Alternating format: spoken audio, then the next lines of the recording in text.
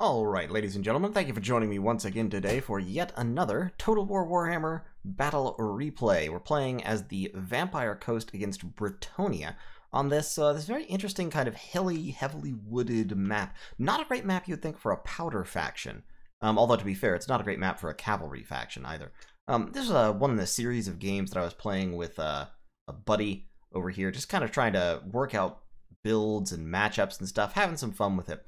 And so this is a very wide Count Noctilus build versus a also very wide Bretonnian peasant build. On my side, let's go into slow motion. On my side, we've got zombie pirate deckhands and deckhands with polearms, mainly polearms, all up across the front. We've got, so, whoop, just like that. We've got another pirate deckhand mob over this side. Got some zombie pirate gunnery mobs, the standard pistol variant. Couple right there. These are handguns over on this flank. So we've got a handgun, another, the black spot, so the anti-cavalry, anti-large handgun. Two deck gunners, Count Noctilus on foot with all the goodies, and Queen Bess. Then up in the woods, we've got another pistol mob, and over here on this side, we've got another halberd, plus a rotting Promethean gunnery mob. These guys are fantastic. I love them so much. The giant crabs with shotguns. Crabs with shotguns are the worst. They are coming. They are going to give you crabs. Over on the other side, we have a whole front line of cheap Bretonnian infantry men-at-arms, foot squires, holy wardens, men-at-arms, foot squires. The holy wardens are a really, really good choice because they have frenzy and they're immune to psychology, as well as they do magical flaming attacks. So they murder sirens or any ethereal units. Silostra, if they get on them, they murder them. Mourngul haunters, they do pretty well against because they kind of rely on their, well, not Mourngul haunters, if I recall correctly, have some physical resist. In the back line, we've got 1, 2, 3, 4, 5 peasant bowmen with fire arrows, a big old peasant firing squad. We've got 1 beast slayers of baston for trying to deal with crabs. I can say words. Another foot squire. We have 2 paladins on foot with the come here, paladin, with deadly onslaught and the charmed shield, as well as foe seeker and guardian. So they do give extra physical resistance to each other. We have the Fey Enchantress floating on by, as she does, with all of her goodies. And then way in the back, we have 2 Blessed Field Trebuchets. The blessed ones are actually quite accurate. I mean, Bretonnia is not known for its artillery, but these guys did some work during this battle, and they are guarded by 2 spearmen at arms. So that's the battle, or rather, that's the armies. We are advancing towards each other, and you can see Queen Bess is starting to fire. I'm aiming at the archers first and foremost, because I just want them off the field. And even a glancing hit does pretty substantial damage to those archers. My units are coming forward. I've got Count Noctilus on his Colossus, as you can see here, figuring that he would be pretty good with the cannons in this matchup. So he's about to take a shot, and whiff, complete whiff. Meanwhile, Queen Bess still lobbing shots into those archers. They've kind of blocked up, which is dangerous against Queen Bess. I've got some units way out here on the flanks. I was anticipating he'd go wide, but I actually ended up going a little bit wider. Ow! So those peasant bowmen are routed already. The Blessed Field Trebuchet, however, is beginning to fire, and it's aiming at Queen Bess. Gunfire starting to come out. The men-at-arms have men-at-arms do not have shields. These are the cheapo version with no shields. So that's going to be pretty rough for them. Peasant bowmen still taking more damage. These guys are still routed off, actually. The deck gunners are starting to fire, but they are now taking fire from the Blessed Field Trebuchets. And this is what those Blessed Field Trebuchets are really good at. When they hit these deck gunners, they do immense damage. Look at this. Ouch. Already lost 5 models. And the deck gunners, which normally are pretty safe in this matchup, are having some struggles. Up in the front, we've got peasant deckhands, pirate deckhands engaging. The guns are moving forward, putting fire onto the holy wardens, because I really want to take them off the field. Engaging all along the line. Queen Bess still lobbing shots into the archers, doing really, really good work, but my deck gunners are getting shut down pretty hard without accomplishing a whole lot. Meanwhile, I am bringing the crabs up and around the flank. Now on this side, these guys are starting to move forward to come in this way, so we're trying to commit an envelopment of the peasant line. The paladins have dropped miasma on one of them. The paladins are coming into the center here, trying to break me up, and Queen Bess is, boom, just pounding those peasant bowmen. They are really, really not having a good day. Bess is up to 92 kills already, but one of my deck gunners is gone, and one of them is has taken some damage. So the fire arrows are aiming at Count Noctilus. Decent target. That said, they're not really accurate or powerful enough to actually take him offline. And Bess is continuing to just ravage their lines. And here come the crabs, firing their shotguns in to announce their arrival. Meanwhile, the zombie pirate deckhands are slowly meandering in from the side. In the middle blob, so over here, my line is collapsing, but slowly. The foot squires take more damage than these zombie pirate deckhands are really worth, and now they're coming up against guns. The Grail Reliquae is pushing in. These guns, meanwhile, are cross-firing into the sides of the Beast Slayers of Bastogne and these men-at-arms, who are buckling. So on this side, I'm winning very decisively. On this side, where the Bretonnians have kind of clumped up, they are starting to push in towards Queen Bess. But Queen Bess has used up most of her ammunition already, and of course, I still have plenty of summons from Count Noctilus. I've got an extra handgun mob over here that I really should have brought in earlier that isn't doing anything at the moment.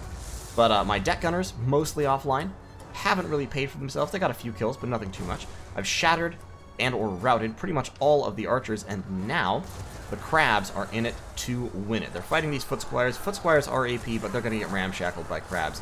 And the Beast Slayers of Bastogne are taking a lot of gun damage, so they are having troubles. They're dealing with halberds instead of fighting who they really want to fight. Foot squires being intercepted by a pistol mob. The pistol mob will die, but they will die gloriously. And Noctilus is lobbing cannon fire into this battle of the Holy Wardens. Meanwhile, this little blob is having a good old time. Foot squires, they do have Earthblood on them, but it's really not going to make a difference. The crabs are going to murder them. And the Beast Slayers are still trapped by zombie pirate halberds. So deck gunners are finally going. The Fey Enchantress is almost alone. The Black Spot is fighting here, putting up a good account of themselves, but more importantly, the zombie pirate gunnery mob is getting just point-blank shots into the remnants of the Holy Wardens, as is this zombie pirate mob. Over on this side, our other zombie pirates are finally sweeping in behind to engage the enemy line, and the gunfire is getting intense. My handguns have pulled up, and now they're shooting into the Beast Slayers of Bastogne in order to prevent them from attacking my crabs, who are just having a whale of a time. Untouched, almost. The Bretonnian line is now breaking. They're all just kind of running away from all this horror. My guns in the middle are crumbling, but the Paladins and the Fey Enchantress are kind of being hung up. The other Paladin is over here trying to fight crabs, but he's gotten entangled in infantry once again, so the crabs are still running rampant. The archers are starting to come back, and we're starting to kind of direct some fire their way in an effort to get rid of them, but mainly we're now shooting at this Paladin, who is right in the middle of things. He's going for Count Noctilus, and Count Noctilus on the Colossus, not fantastic at handling individual characters. Good stomp animation there, though. In the back, Queen Bess is out of ammunition, 214 kills. I don't really mind if she dies now. The Grail Reliquae is offline, having been shot down by a zombie pirate gunnery mob. And my units are pushing into the back. The crabs running rampant through the back lines, keeping these people routing. Zombie pirate gunnery mob, zombie pirate deckhand mob, sorry, pushing in. Noctilus still just stomping his way through, and these handguns putting fire on that paladin. You know what? They're not getting a whole lot of value, so I'm going to shift targets fairly shortly. We're shooting the paladin, don't get me wrong. We're doing some damage to him. But we're going to pull up another zombie pirate gunnery mob summon, and this is what those summons are really good for. This situation where somebody's under attack, and then the pistols just come out and start volleying into the back of whoever's attacking him. Look at the damage that paladin is taking. Even though he's heavily armored, or relatively heavily armored, those zombie pirate pistols at close range, 18 missile damage from 120 models adds up fast. So the paladin is offline, and now we're going to focus fire onto the Fey Enchantress, who has only 15 armor. We've got guns collapsing in from all sides onto the Fey Enchantress. Once you get isolated like this against the coast, you're done. There's no hope. Up in the front, infantry blobbed up around the paladin, just kind of holding it at bay, and the crabs still rampaging through the archers, paying their dues, shooting down some filthy Bretonnian peasants from the back. Meanwhile, way back here, the Bretonnians are starting to rally, but we've got zombie pirate deckhands that are going to swing onto the trebuchet. The trebuchets do still have some ammo, so it would be great to take them out. In the back line, meanwhile, the gunfire has broken off the Fey Enchantress. She's running for the hills, still taking fire, still being slowly worn down, and Count Noctilus is now firing his cannon into the blob here in an effort to damage the paladin. So that paladin is back online. The Grail Reliquae has come back. Way over here, we're doing plenty of damage. That paladin is about to be freed up, but the Fey Enchantress is rallying, but rallying while under fire, which is less useful than one might hope, because she's going to immediately break again just from being shot. Queen Bess's crew is charging over, and she takes a nice cannonball from Noctilus as well. Archers shattered, crabs still rampaging, 96 kills. They've just wiped out the remnants of the Beast Slayers of Bastogne. The Blessed Field Trebuchet still shooting. This one has been locked down by the Zombie Pirate deckhands, who are doing pretty well, to be honest. And the crabs are now charging over here to finish off the last Trebuchet. Probably will be more efficient to pull them back at this point, just to go for these guys. That Paladin has been locked down by Queen Bess's crew, and the Fey Enchantress is running away and doesn't seem likely to come back. As my summons crumble, getting a last volley into the Paladin, routing him off, so he's running, and with that, my opponent concedes defeat. It really was over at that point. There wasn't a whole lot he could have done. I just had such a pocket back here of Noctilus and guns, and I still had my crabs at full strength, so they were not going to go down to anything in this army. But very, very good game. Thanks to Lumberjacks for playing with me. We played several matches. Like I said, him trying to work out, matchups against the Vampire Coast. The Vampire Coast is very strong, but their most important strength, in my mind, is their versatility.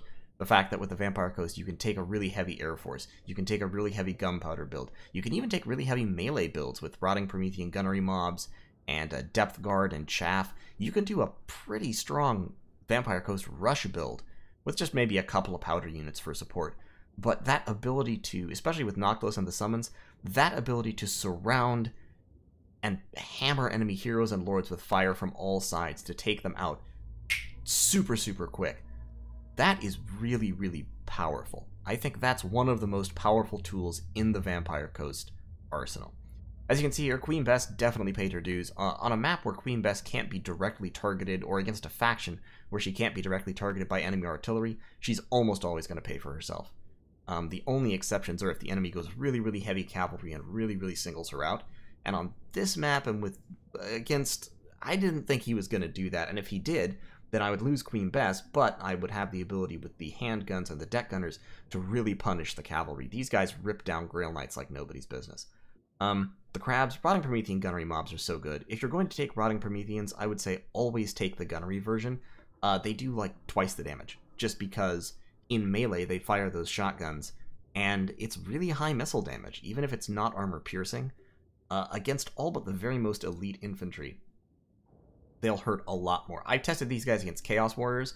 Rotting Promethean Gunnery mobs versus regular Rotting Prometheans, both fighting one unit of Chaos Warriors. The Gunnery mobs get twice the kills, and they end the fight with a lot more HP by the time the Chaos Warriors break.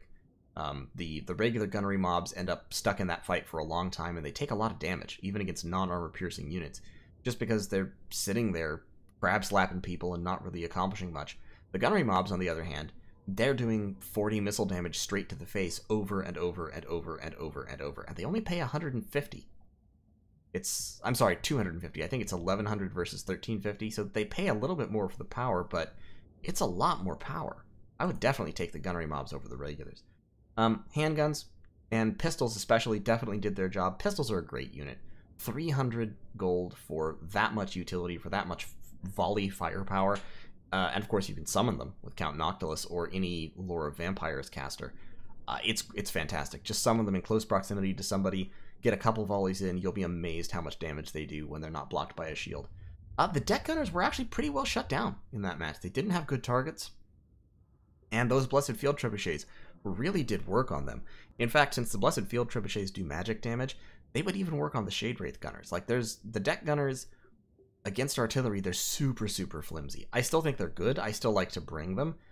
They concentrated the attention of these more expensive artillery pieces throughout most of the match, which is still worth the money paid for them because it let the rest of my army take out his infantry.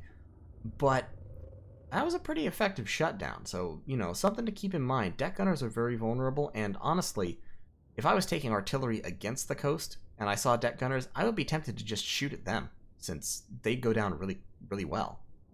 In any case, thanks for watching. It was a great match. I hope to play with you again, Lumberjacks. And thanks for watching. I'll see you all in the next video.